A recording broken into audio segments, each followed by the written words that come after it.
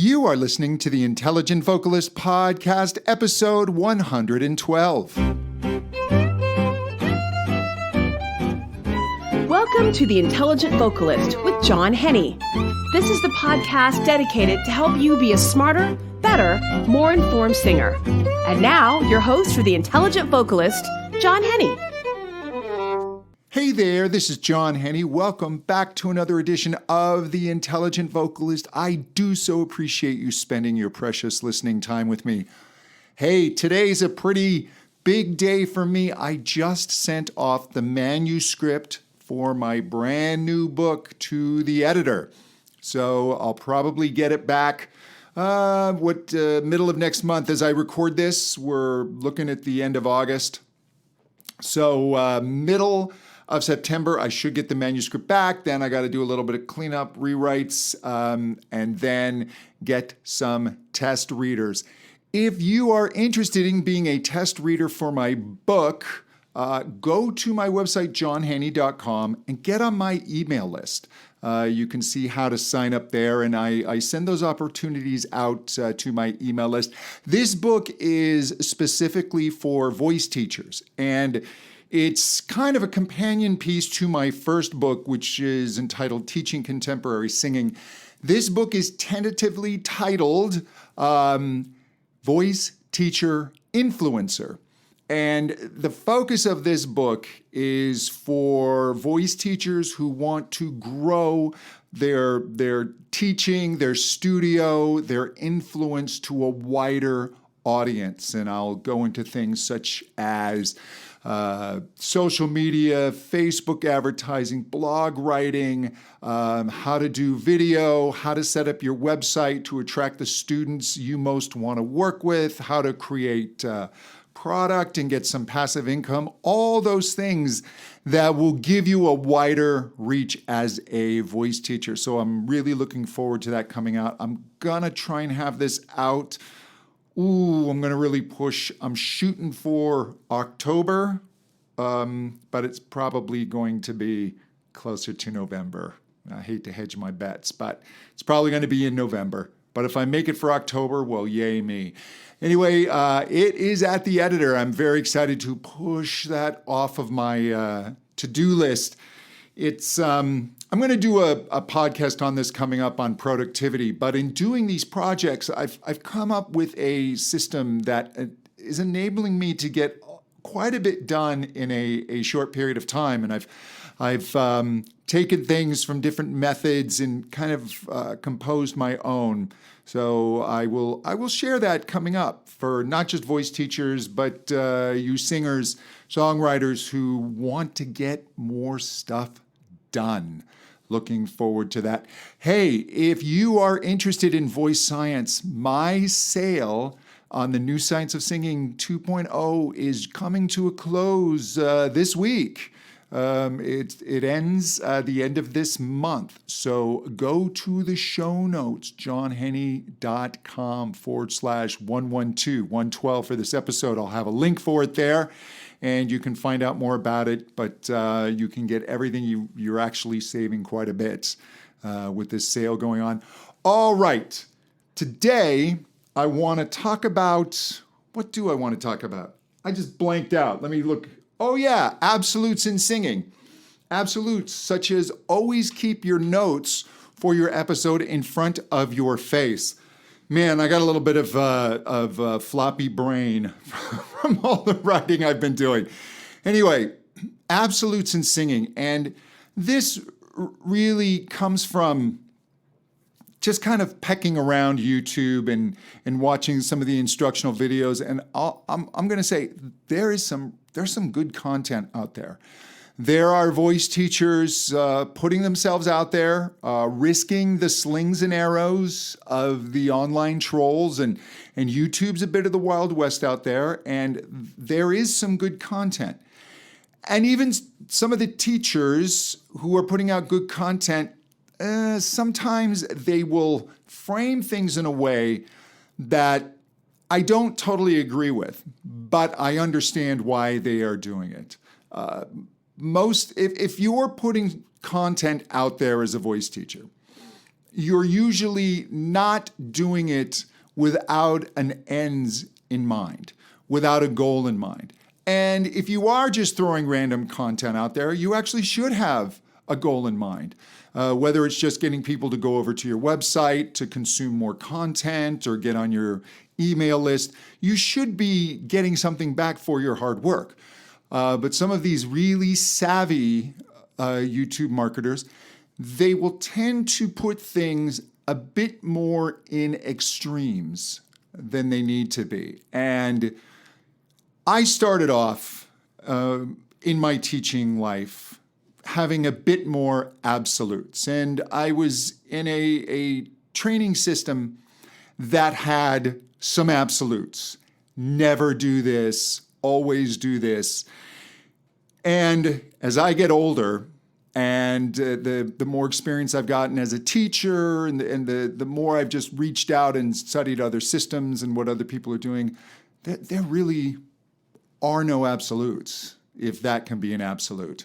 I almost never say never, which I think is a James Bond movie of some sorts. Never say never again. But the reason that people will use absolutes is because when you go to Facebook and you start looking at singing videos or YouTube, and the YouTube algorithm is recommending videos to you, you just have a split second to choose what it is that you want to watch next.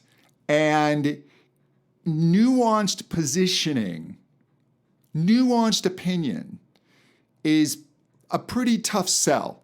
If you see two things on the subtleties of developing your range, or another video entitled "Never Make These Mistakes when trying to sing higher," or "Never do this when trying to sing higher," that's the video you're likely going to click. That's going to grab your attention because your brain is going to go, oh man, what if I'm doing this? What if I'm doing the thing that you should never do? And as a teacher on YouTube, if they take a contrary position, if they kind of stake their claim as to this is the way it must always be done and you should never do X, Y, or Z, that's how they can start to pull themselves away from the somewhat densely concentrated pack of voice teachers competing for your attention on YouTube. And oftentimes, the more contrarian of a position that you take, the more attention that you can get. It is a well-known and well-traveled path to create an audience, to be the person that's calling out the status quo, that's the brave voice in the wilderness, that's, everyone else is a fraud and they don't know what they're doing and I'm the only one that can teach you, and if you do this exercise you're going to destroy your voice. And it's just simply not true, because the exercise that they say is destroying a voice may actually be a very appropriate exercise for a specific singer. I remember a voice teacher, and actually I've had, I got some criticism on a article I did many years ago for Backstage West, or Backstage Magazine. And it was, I think they had me write on my 10 favorite vocal exercises or something like that. And I put as one of my favorites exercises with a hard G or a G sound. Or I just said G. I didn't differentiate it being hard, but I said if you're breathy and tending to fall apart and have some weakness, if you're going, if you put ga ga ga ga, you'll get a little more assistance in resisting the air, that you're giving a little help to the vocal folds. And I remember somebody took that article and kind of pulled it apart and really said that what I was suggesting was dangerous and it can bind voices up. And they're right. If a voice is completely jammed up, and you don't want to give them a ga and make it even worse.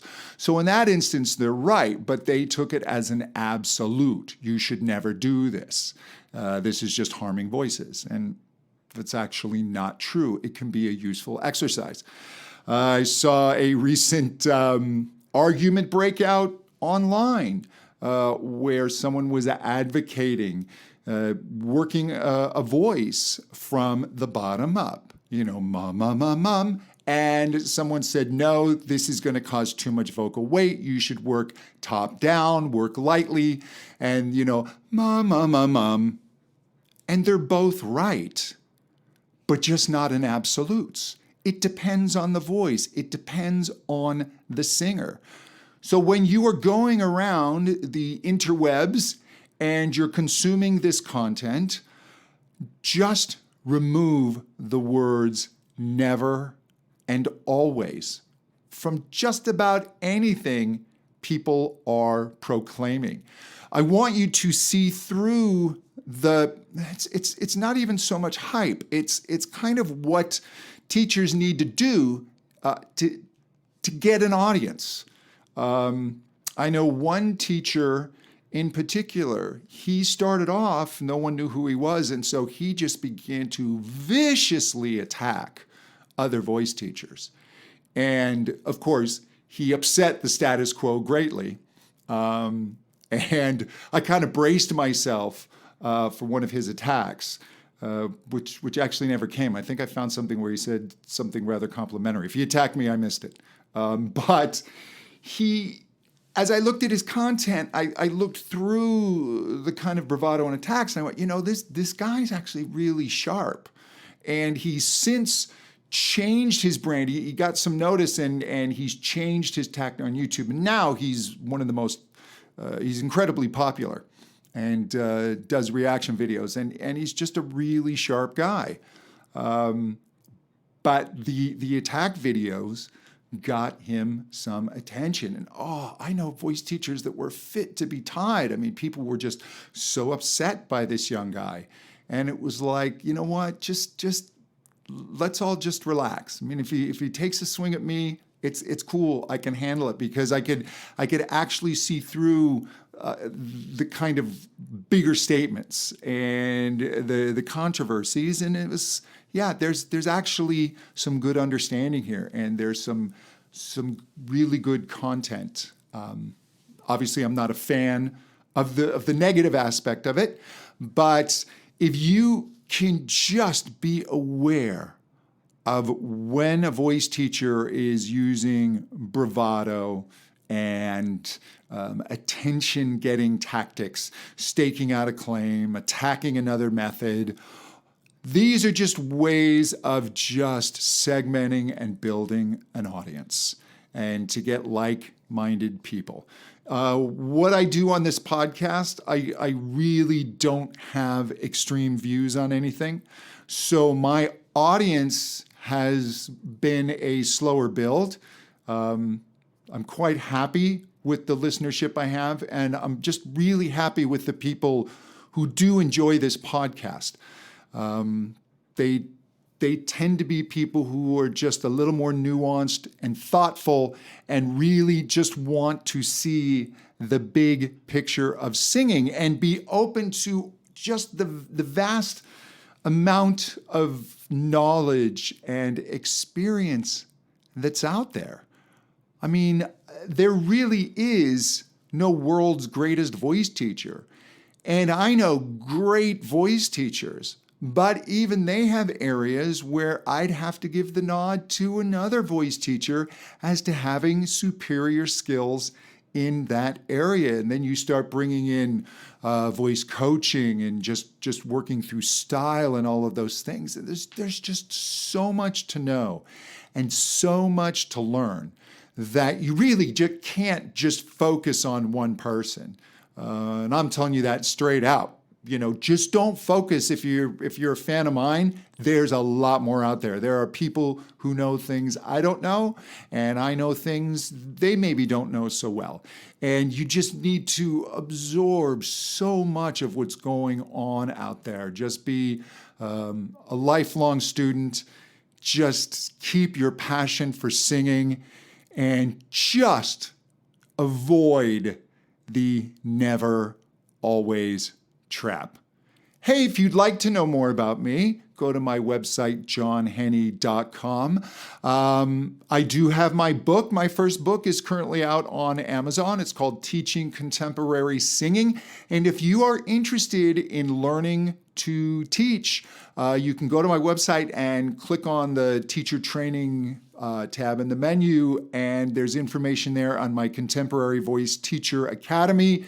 And that's a whole certification course in teaching contemporary singing. I'm also in there answering questions within the lessons. And if you get in now, you can get access to my CVTA Elite. And that is a separate forum, private forum I just created, where I will get in there and work with your student. I will critique your lessons, and I will even personally one-on-one coach you in your business to help you grow your studio. And I really enjoy doing that. And hey, until next time, to better singing. Thank you so much. Bye-bye.